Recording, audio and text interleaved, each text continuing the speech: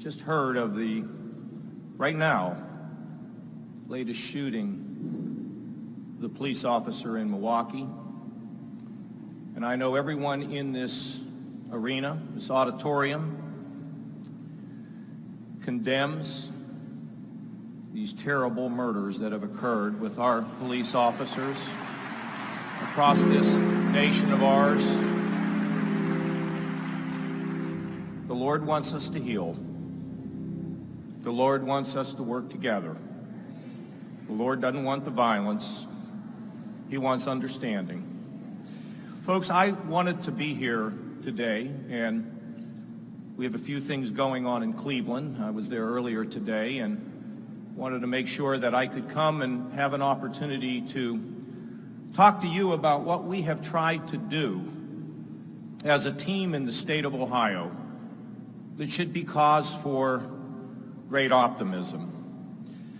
We built a team and realized that every human being is made in the image of our Lord and deserves respect and deserves opportunity in this great United States of America. We knew that we needed to pull ourselves out of a deep recession, and we needed to create jobs. And we've been successful at that.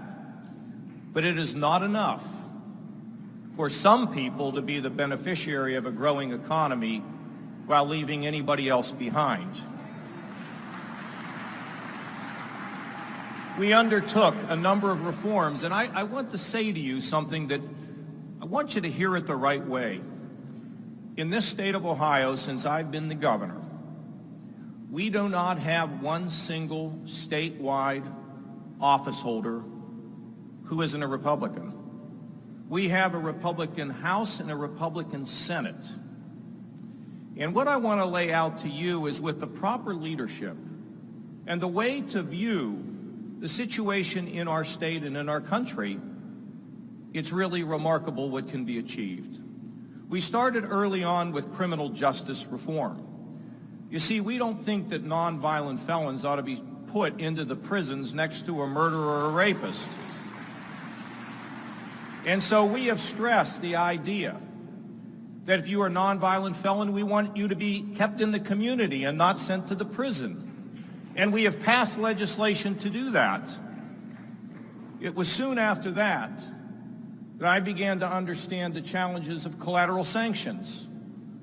You're a young man and a young woman, and you're a nonviolent felon. You pay your time, and then you can't find work.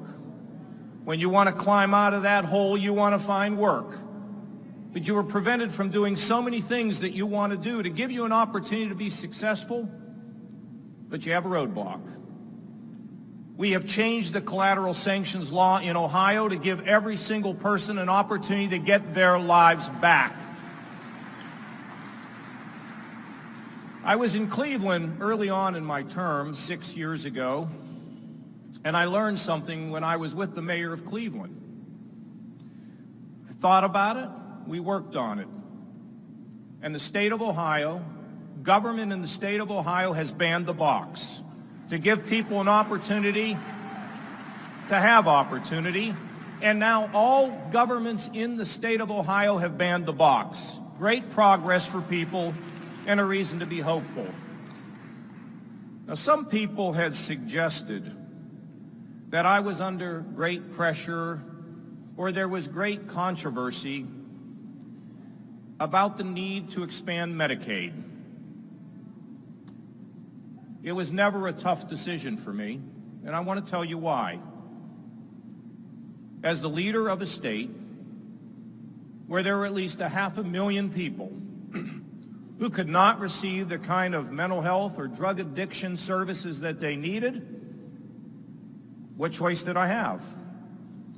My head of mental health came in to see me one day, and I said, what do you think I'm going to do on expanding Medicaid? She said, I don't really know, but every night I go home and pray that you will. And I looked at her and I said, well, your prayers are answered, because we are going to expand Medicaid in the state of Ohio and provide leadership. And as a result, Lives have been saved, people are healthier, and it's led to a better life. I told my cabinet early on that we need to make sure that our minority community has an opportunity, a real opportunity to participate in the business of government. If the government's going to spend money, we need to make sure that we're able to jumpstart our minority businesses, to give them an opportunity through a set-aside program, a minority business enterprise program, to make sure that we conduct something that's real and not just on a piece of paper. For the first time in the state's history, we are meeting our goals and our targets, and minority businesses are being included now. And as I told my cabinet, we want to encourage entrepreneurship in every community, but particularly in the minority community, where people can have an opportunity to go from being a minority member to a majority member and build big businesses throughout this country. And we're doing it. And by the way, in the city of Cleveland, there is a road that's going to go from the downtown of Cleveland to the Cleveland Clinic. Our goal is that 20% of all that construction will be conducted by minority companies in the state of Ohio. Schools. We all worry about our schools.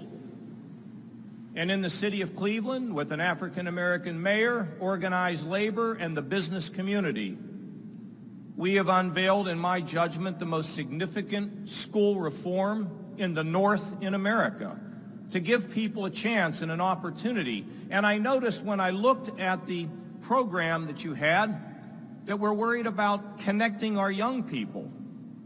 Well, we've now created and spent millions of dollars creating mentoring programs so that our businesses and our faith-based and our value-based organizations can send people into a school and tell them about the promise of America. And, I'll tell you where I learned that.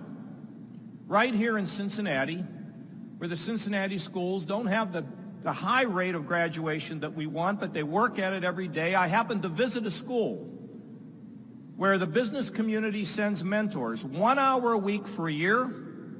The graduation rate in that school, in the Cincinnati public schools, is 97%. And that is because we tell our young people about the potential that they have. The Earned Income Tax Credit for the first time was established in Ohio because I don't believe that work ought to be punished. I think that work ought to be rewarded.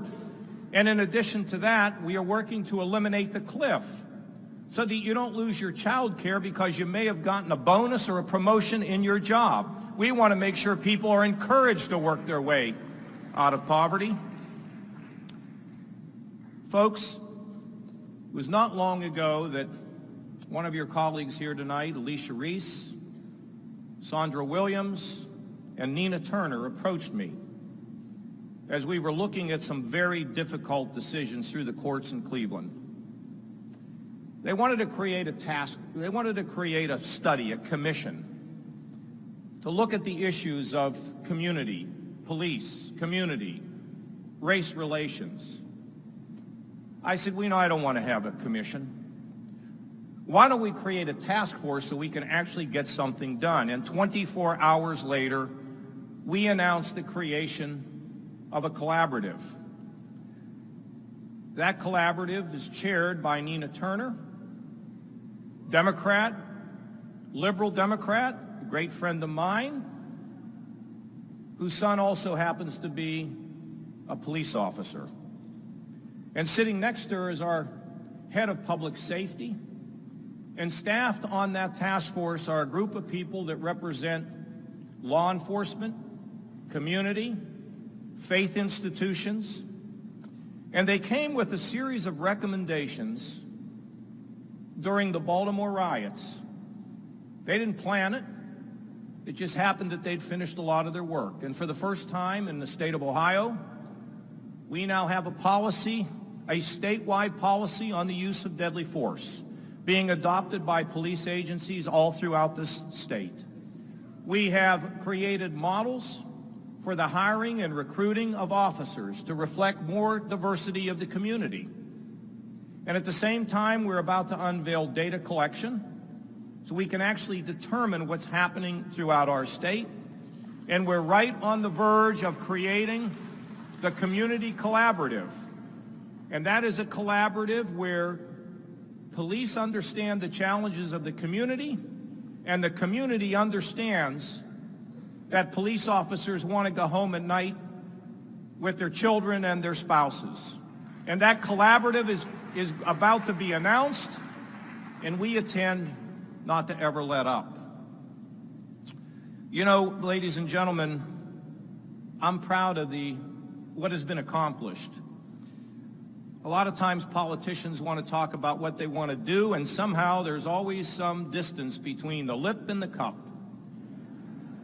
I think we've all had it with politicians that make promises. These are things that we have achieved. And I've invited the president, the CEO of your organization, the great NAACP, to sit with our people, to look at what we've done, and perhaps it can influence, or perhaps some of it can even become a model to what is achievable all across our country. See, I think we all want the same thing. We all want our children to do well. We all want peace and tranquility in our neighborhoods. We all want respect for one another. You know, one nation under God. We remember what the Lord wants. Two things he says are the greatest commandment. Love God, love your neighbor as you love yourself. Think about the profound statement. Love your neighbor as you love yourself. Think about what that means in the way we approach others, even those that we may not agree with, or some that we significantly disagree with.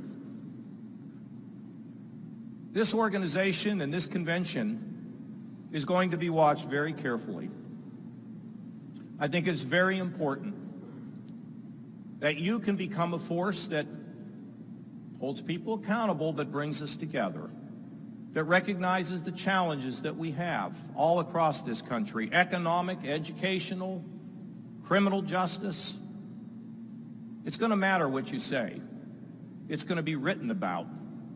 And I think if we keep in mind what the Lord wants from each and every one of us, there won't be much room for ego. There won't be much room to not conduct ourselves in such a way as to honor the founders and the great leaders of your community, Dr. King, and what he had to say, and what he did, and what he represented. Ladies and gentlemen, I want you to know that we're not done with what we've been doing in Ohio. We're going to make sure that we do everything we can to give every single human being a sense that they matter, that they count, that they can be hopeful, and that justice will be done. Thank you.